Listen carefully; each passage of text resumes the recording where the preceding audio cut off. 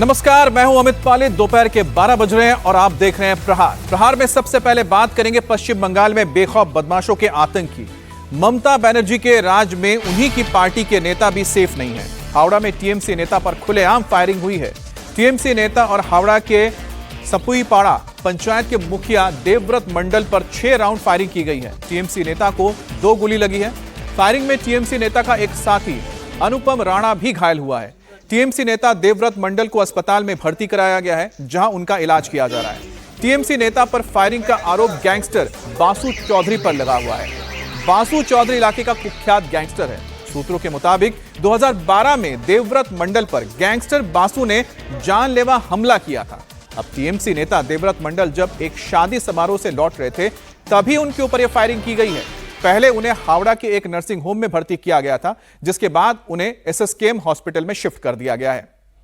तो टीएमसी नेता पर फायरिंग हुई है, जिसके बाद सवाल उठ रहे हैं कि आखिरकार ममता के राज में, टीएमसी के राज में उनके नेता भी सेफ नहीं है। ওনার ট্রিটমেন্ট শুরু হয়েছে। এরপরে বাকি ইনভেস্টিগেশন করে যে যারা এর মধ্যে ইনভলভ আছে তাদের দুইজনের লেগেছে। একজনের এখানে নিচে লোয়ার অ্যাবডোমেনের দিকে লেগেছে, আর একটা কাঁধে গুলি লেগেছে, আর একটা লোকের হাতে লেগেছে। तो ये तस्वीर आप देख रहे हैं, इनका नाम है देवव्रत मंडल, जो कि हावड़ा इलाके के हैं और टीएमसी के नेता हैं। और इनके ऊपर जानलेवा हमला हुआ है। इन्हें 2 गोली लगे, जिसके बाद इन्हें अस्पताल में भर्ती किया गया है। अब इनके ऊपर हमला करने वाले किस तरह से अभी भी खुलेआम घूम रहे हैं। अभी तक पुलिस की ओर से गिरफ्तारी नहीं हो पाई है। ओंकार हमारे साथ जुड़ गए हैं। ओंकार, सत्ता में टीएमसी, दीदी का राज और उन्हीं के नेता नहीं है सेफ। जी देखिए, ये सवाल सबसे पहले इस वक्त पैदा हो रहा है कि ममता बनर्जी का राज में उन्हीं का पार्टी का नेता वो खुद ही सेफ नहीं है। क्योंकि कल रात हावड़ा जिले के बाली इलाके में जो घटना हुई, यानी कि देवव्रत मंडल जो कि पंचायत के मुखिया है, उनके ऊपर जानलेवा हमला किया गया। उनके ऊपर लगातार गोलीबारी की गई, 6 राउंड गोलीबारी की गई। वो जब एक शादी समारोह से वापस आ रहे थे, उनके घर के पास वो खड़े होकर कुछ बातचीत कर रहे थे। उन्हीं की एक कार्यकर्ता, उन्हीं की पार्टी के कार्यकर्ता अनुपम राणा से उसी वक्त एक आदमी आया और लगातार 6 राउंड गोली चलाया और 2 गोली अनुपम मंडल को लगी। और इसके साथ साथ उनके साथ उस वक्त उस जगह पे मौजूद अनुपम राणा को भी एक गोली लगी। तो उसके बाद इन लोगों को पहले हावड़ा अस्पताल में शिफ्ट करवा गया। उसके बाद एसएसकेएम अस्पताल में फिलहाल के लिए अब इस वक्त उनका ट्रीटमेंट चल रहा है। तो इसी जगह को इस बात को लेकर सियासी जंग भी शुरू हो चुका है कि टीएमसी का राज में टीएमसी का नेता ही जब सेफ नहीं है, तो जो विपक्षी नेता है वो कहां से सेफ हो पाएंगे। तो इसी बात पे इस वक्त सियासी जंग छिड़ी हुई है उनका। लेकिन साथ ही एक और सवाल ये भी तो उठता है ना कि आखिरकार जो इनका बैकग्राउंड क्या है, क्यों एक गैंगस्टर इनके ऊपर हमला कर रहा है, किस वजह से? देखिए, जो आरोपी अभी तक पहचान हो पाई है उसका नाम है बासु चौधरी, जो कि हावड़ा इलाका से बिलोंग्स करते हैं। और उनके खिलाफ ये आरोप पहले भी लग चुका है। 2012 साल में भी इस बाबू मंडल के ऊपर वो हमलावर हुए थे और पार्टी ऑफिस के अंदर जाके उन पर जानलेवा हमला करने की कोशिश किया था। तो इसके पीछे क्या है राज, यही राज सुलझने के लिए फिलहाल पुलिस जांच पड़ताल कर रही है। और बासु चौधरी का बहुत ही जल्द वहां की पुलिस जो आरोपी उसको गिरफ्तार करने में कामयाब रहेगी और लॉ एंड ऑर्डर जो बंगाल में है वो आने वाले वक्त में बेहतरी होना चाहिए। एसआईआर को लेकर टीएमसी के डेलीगेशन ने चुनाव आयोग से मुलाकात की है। दिल्ली में टीएमसी के 10 नेताओं का डेलीगेशन चुनाव आयोग के ऑफिस पहुंचा है। देश के 12 राज्यों में इस वक्त एसआईआर की प्रक्रिया चल रही है, लेकिन बंगाल में इसे लेकर सबसे ज्यादा हंगामा है। टीएमसी एसआईआर का विरोध कर रही है। ममता बनर्जी ने चुनाव आयोग को 2 लेटर लिखकर एसआईआर की पूरी प्रक्रिया पर आपत्ति भी जता दी है। अब ममता बनर्जी ने एसआईआर के काम में ज्यादा प्रेशर से बीएलओस की मौत का मुद्दा भी उठाया। अब टीएमसी के डेलीगेशन में डेरेक ओब्रायन, शताब्दी राय, कल्याण बनर्जी, डोला सेन, प्रतिमा मंडल, जसदा अहमद, ममता ठाकुर, महुआ मोइत्रा, साकेत गोखले, प्रकाश चिक, ये तमाम लोग मौजूद हैं। तो ये पूरी लिस्ट है डेलीगेशन की, जिसमें 10 इसमें सांसद मौजूद हैं जो राज्यसभा से भी हैं और साथ ही लोकसभा से भी हैं, जो आज इलेक्शन कमीशन से मुलाकात करेंगे। भास्कर हमारे साथ जुड़ गए। भास्कर, बंगाल में इसको लेकर बहुत विरोध हो रहा है और उम्मीद हम यही कर रहे हैं कि जो इस वक्त जो डेलीगेशन पहुंच रही है, ये कह सकते हैं कि ये विरोध जताने ही जा रहे हैं, लेकिन जो इनके मुद्दे उठाए गए हैं उसको लेकर अभी तक इलेक्शन कमीशन की ओर से क्या कोई आपके सोर्सेस से बातें निकलकर सामने आई है? देखिए, टीएमसी का स्टैंड बहुत क्लियर है। उनका ये कहना है कि इतनी जल्दबाजी में पश्चिम बंगाल में क्यों एसआईआर करवाया जा रहा है, इसी का विरोध वो लोग कर रहे हैं। इसी के विरोध स्वरूप ममता बनर्जी ने पहले ही लेटर लिखा, जैसा कि आपने भी बताया दर्शकों को। और उसके बाद जो जानकारी मिल रही है वो ये कि जो सीनियर लीडरशिप है उसमें चर्चा हुई कि जाके जो टीएमसी के सांसद हैं वो मौखिक रूप से बताएंगे कि एक एक इलाके में क्या हाल है।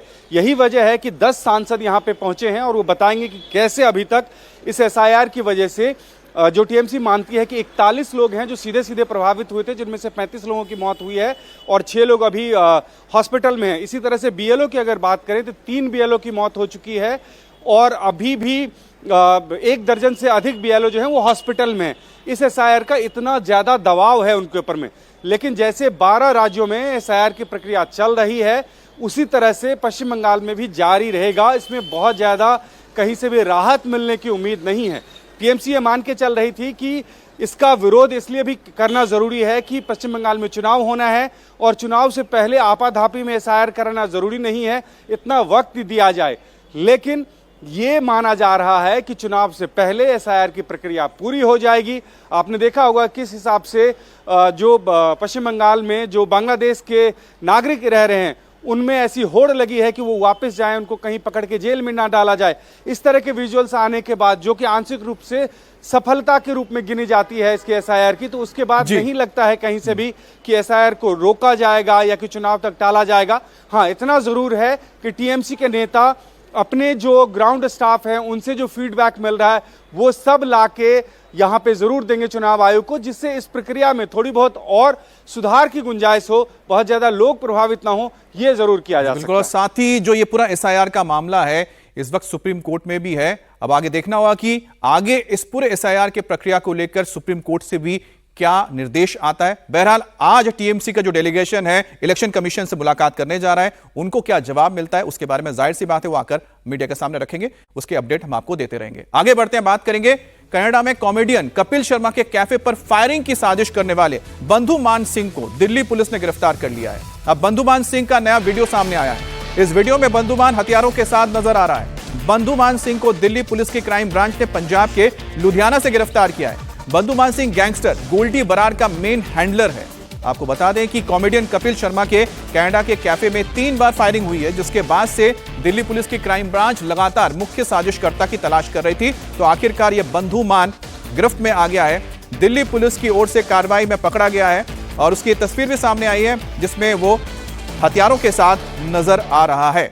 तो आरोपी बंधुमान सिंह को गिरफ्तार किया गया है और उसके हाथों में आप देख रहे हैं कि जो हथियार हैं, हालांकि ये तस्वीरें भारत की नहीं होंगी क्योंकि भारत में इस तरह के हथियार आप रख नहीं सकते, लेकिन कनाडा में अगर आप हैं तो इस तरह के घातक हथियार आपको रखने की इजाजत वहां की सरकार या वहां का कानून देता है, जैसे अमेरिका में भी देता है। बहरहाल, लेकिन बंधुमान सिंह ये वही शख्स है जिसने मशहूर कॉमेडियन कपिल शर्मा के कैफे में फायरिंग की थी, जिसकी कई बार वीडियोस आपने देखे थे, सामने आए थे। अरे इसकी और कोई रिपोर्ट इसका किधर कोई वहाँ पे इसके साथ में रहती है चीजें इसका यहाँ रखते रुकते उधर भी क्लियर उधर है। अरे इसकी और कोई रिपोर्ट इसका किधर कोई तो ये तस्वीर आप देख रहे हैं बंधुमान सिंह की है और आपके जहन में सवाल उठता होगा कि आखिरकार कौन है ये बंधुमान सिंह। ये गोल्डी बरार गैंग से जुड़ा हुआ शख्स है और यही वो मुख्य साजिश करता है जिसने मशहूर कॉमेडियन कपिल शर्मा के कनाडा में मौजूद कैफे के ऊपर फायरिंग करवाई थी, जिसके वीडियोस सोशल मीडिया पे काफी ज्यादा चले थे, जिस लोगों ने देखे थे किस तरह से कैफे के बाहर लगातार फायरिंग की जा रही है और एक बार नहीं कई बार यह फायरिंग की गई थी, जिसके बाद लगातार दिल्ली पुलिस की ओर से तफ्तीश की जा रही थी कि आखिरकार इसके पीछे कौन है। गोल्डी बरार का जिक्र हुआ था, लेकिन इसका मुख्य साजिशकर्ता कौन है, तो उसका मुख्य साजिशकर्ता यह बंधुमान सिंह है, जिसको इस वक्त आप स्क्रीन पर देख रहे हैं। इसके हाथों में आपको पिस्टल भी नजर आ रहे हैं और एक कार्बाइन भी नजर आ रहा होगा। यह बहुत ही घातक हथियार है। ये भारत की तस्वीर नहीं है क्योंकि भारत में इस तरह के हथियार आप रख नहीं सकते हैं। ये जाहिर सी बात है कि विदेश की तस्वीर है जहां पर इस तरह के हथियार रखने की इजाजत दी जाती है आम नागरिकों को।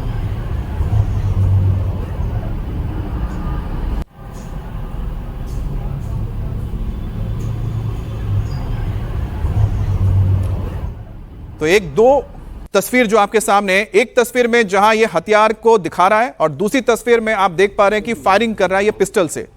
और जाहिर सी बात है कि इसका जो पूरा नेक्सस है, पूरा का पूरा जो नेक्सस है वो भारत से हैंडल भी होता है और साथ ही साथ जो बाहरी मुल्क है जैसे कनाडा है, वहां पर गोल्डी बरार जो गैंग माना जाता है उसके साथ इसके तार जुड़े हुए हैं जो अपने पूरे नेक्सस को चलाते हैं।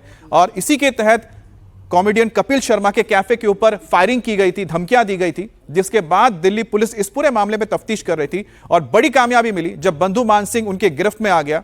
और बंधु मान सिंह वही शख्स है जिसको आप तस्वीर में देख रहे हैं जिसने ये पूरी साजिश रची थी। और बताया जाता है कि गोल्डी बरार का ये मैन हैंडलर है, यानी कि वो कई हिसाब से तय करता है कि कहां किस पर किस तरह से क्या एक्ट करवाना है। ये इनका पूरा नेक्सस काम करता है और दिल्ली पुलिस की जो क्राइम ब्रांच है इसे गिरफ्तार करने में कामयाब रही है बंधु मान सिंह को। और एक बार फिर से जरा गौर से देखिएगा एक शख्स को, और इसको आप वीडियो को देख पाएंगे तो समझेंगे कि इनके लिए हथियारों को लेकर कहीं भी घुस जाना चलाना बहुत आम सी बात है।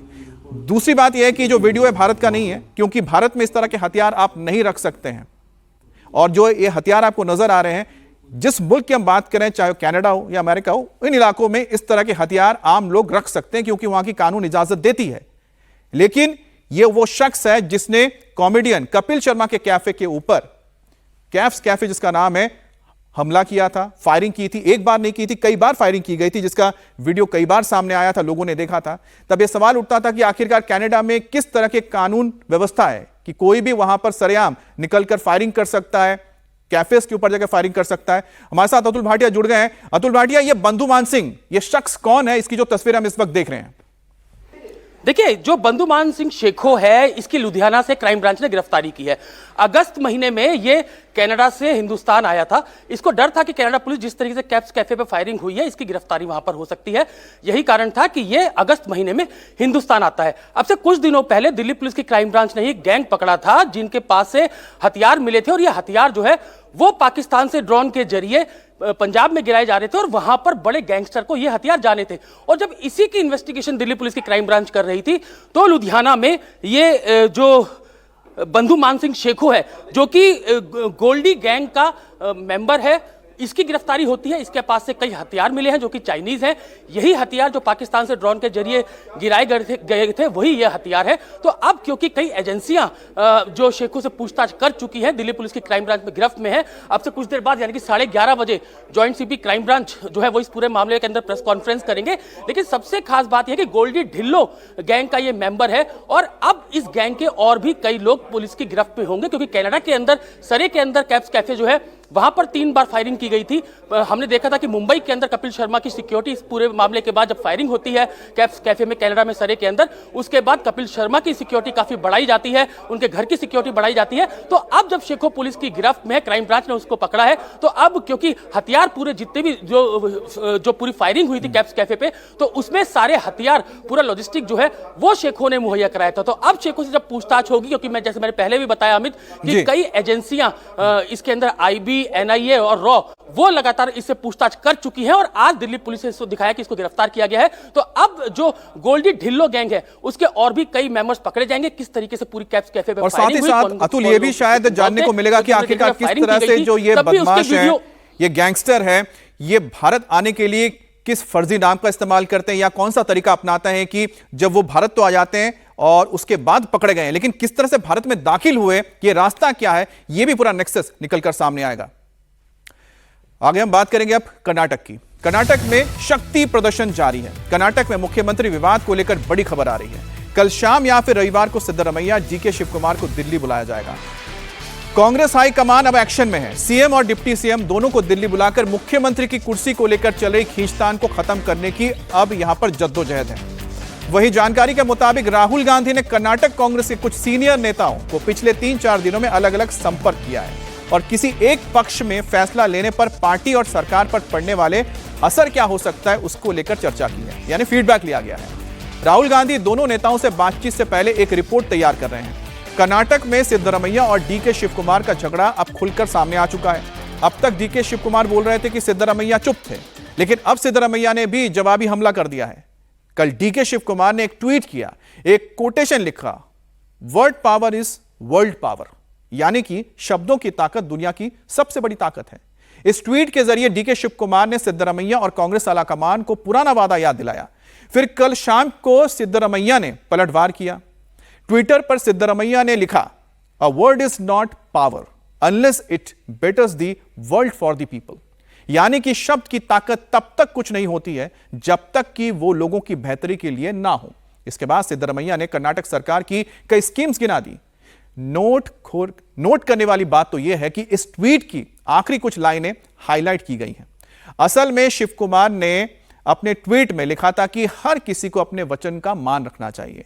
इसके जवाब में सिद्धरमैया ने हाईलाइट करके कांग्रेस पार्टी और उन्होंने कर्नाटक के लोगों के लिए जो भी काम किए हैं उसको लेकर उन्होंने अपनी बात रखी है। यानी कि अगर उन्होंने लोगों के लिए कुछ काम करने का वादा किया था तो मैंने पूरा किया, इसका जवाब दिया है। अपनी आखिरी लाइन में सिद्धरमैया ने लिखा कि कर्नाटक को किया गया हमारा हर वादा स्लोगन नहीं है बल्कि हमारे लिए दुनिया है। लेकिन इसके पीछे की जो लाइनें हैं, यानी कि ना, रीड बिटवीन द लाइंस, जो लाइनें लिखी हैं उसको मत पढ़िए, इसके पीछे के भाव को समझिए। और इसके पीछे का भाव क्या है? जो डीके शिव कुमार कहते हैं जो वादा किया वो निभाना पड़ेगा। और सिद्धरमैया कह रहे हैं अपने इन शब्दों के जरिए, मैंने वादा आपसे नहीं जनता से किया था, वो मैंने निभाया है, आपके वादे को तो मैं बोल ही नहीं रहा हूं कुछ। तो कर्नाटक कांग्रेस दो धड़ों में बंटी नजर आ रही है। इस तरह से सिद्धरमैया डीके शिव कुमार के समर्थक आमने सामने हैं। कर्नाटक में दलित, पिछड़े और मुस्लिम समुदाय को, जिससे अहिंसा के नाम से जाना जाता है, इस समुदाय से जुड़े मंत्रियों की सीएम सिद्धरमैया के साथ मीटिंग हुई है। बैठक में अहिंसा समाज के मंत्रियों ने सीएम को यह सलाह दी है कि वो किसी भी तरह के दबाव में आकर कुर्सी ना छोड़ें। वहीं पर सीएम की टीम की एक रिपोर्ट भी तैयार हो रही है जिसके जरिए पार्टी आलाकमान को यह बताने की कोशिश की जाएगी कि अगर सिद्धरमैया को पद से हटाया गया तो पार्टी कितनी सीटों पर अनाइदा वोटों का नुकसान करने जा रही है। ಸರ್ ಮಲ್ಲಿಕಾರ್ಜುನ್ ಖರ್ಗೆ ಅವರು ದೆಹಲಿಗೆ ಹೇಳಿದ್ದಲ್ರಿ ಸರ್ ಸರ್ ಏನ್ ಕೇಳಿದ್ರು ಅಲ್ಲ ಕೇಳಿದ್ವಿ ಸರ್ ಹೋಗ್ತೀರಾ ಸರ್ ಹೈಕಮಾಂಡ್ ಕರೆದ್ರೆ ಹೋಗ್ತೇನೆ ಆಯ್ತಲ್ಲ ಒಬ್ಬೊಬ್ಬರೇ ಹೇಳಕ್ಕಾಗುತ್ತೆ ಜನರಲ್ ಆಗಿ ಎಲ್ಲರೂ ಹೇಳೋದು। तो डीके शिव कुमार ने पहले ट्वीट किया, फिर एक कार्यक्रम में भी डीके शिव कुमार ने वही लाइनें कही जो उन्होंने एक्स पर लिखी थी। उन्होंने मजाक में मंच पर उनके पीछे खड़े लोगों के बहाने कुर्सी की अहमियत भी बताई। डीके शिव कुमार ने कहा कि यहां कुर्सियां खाली पड़ी हैं लेकिन लोग खड़े हुए हैं। जो वक्त रहते कुर्सी पर नहीं बैठता उसे कुर्सी कभी नहीं मिलती। ನಿಂತಿರೋರು ಈ ಚೇರ್ ಬೆಲೆ ಗೊತ್ತಿಲ್ಲ ಇವರಿಗೆ। इस कुर्सी की कीमत इनको मालूम नहीं है, कुर्सी की कीमत नहीं पता है। जहां कुर्सी मिल जाए बैठ जाने के बजाय बेकार में ये सब लोग खड़े हैं। देखो वहां 2 कुर्सियां हैं, नीचे चेयर्स हैं, सभी सीनियर लीडर वहां बैठे हैं, एमएलए, एमपी, पूर्व मंत्री सभी नीचे बैठे हैं। लेकिन ये लोग कुर्सी में बैठने के बजाय खड़े हैं। इन्हें कभी कुर्सी नहीं मिलेगी। शब्द की ताकत दुनिया की ताकत है। ये दुनिया की सबसे बड़ी ताकत है। चाहे वो जज हो, भारत का राष्ट्रपति हो, मैं हूं, आप हो, कोई भी हो, आपने जो भी वादा किया है वो सबसे बड़ी ताकत है। हम सब जो वचन देते हैं उसकी रक्षा करते हैं। ನಾವೆಲ್ಲ ಕೂಡ ರಕ್ಷಣೆ ಮಾಡಿಕೊಂಡು। और हमारे साथ हमारे सहयोगी राघवन जुड़ गए। राघवन, पहले जो ये लड़ाई थी, खींचतान थी, वो पर्दे के पीछे थी। अब पर्दे के सामने आई तो जुबानी जंग हो गई है, शब्दों से वाहन चलाए जा रहे हैं। और रीड बिटवीन द लाइंस क्या है, तो दर्शक क्या समझे? जी बिल्कुल, देखिए ये कोल्ड वॉर है जो अब डीसीएम ने जिसे शुरू किया था, अब सीएम भी खुलकर मैदान में आ गए हैं। हालांकि परोक्ष रूप से एक दूसरे पर कटाक्ष किया जा रहा है।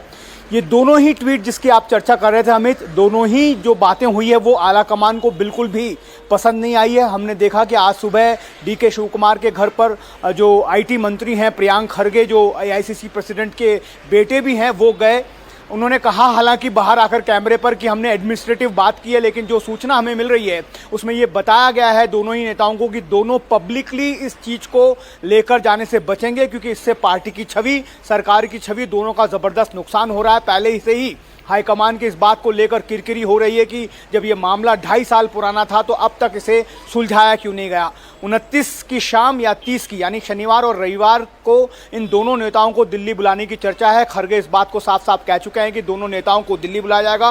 उससे पहले राहुल गांधी की टीम, राहुल गांधी खुद जो है सीनियर मिनिस्टर से बात करके लगातार फीडबैक ले रहे हैं कि दोनों में से अगर किसी एक को सेक्रीफाइस करने के लिए कहा जाता है तो उससे पार्टी को और सरकार को कितना नुकसान पहुंचेगा। कुछ देर पहले हमने हमने जो सीनियर मिनिस्टर हैं, लेबर मिनिस्टर संतोष लाड से एक्सक्लूसिव बात की थी, उन्होंने भी यही कहा कि बहुत ज़्यादा कन्फ्यूजन है, इस कन्फ्यूजन को दूर करना जरूरी है और हमें उम्मीद है कि बहुत जल्द हाईकमान जो है इस पर एक फैसला जरूर सुनाएगा, क्योंकि शीतकालीन सत्र है 8 दिसंबर से, उसके बाद बजट पेश होना है। ऐसे में अगर डीके शिव कुमार ये कह देते हैं कि सीएम की कुर्सी मुझे अभी चाहिए, तो ये मामला जो है बहुत पेचीदा हो सकता है। और दूसरी तरफ सिद्धरामैया के मंत्री जो है लगातार ये दबाव डाल रहे हैं उनके ऊपर कि वो अच्छा, आप राघवन छोटा सा एक जवाब मैं चाहता हूं, क्योंकि आप दबाव का जिक्र कर रहे हैं, लेकिन ये जो हाईकमान है, ये तो साफ हो गया है कि जो पूरा मामला राहुल गांधी के पास अब है।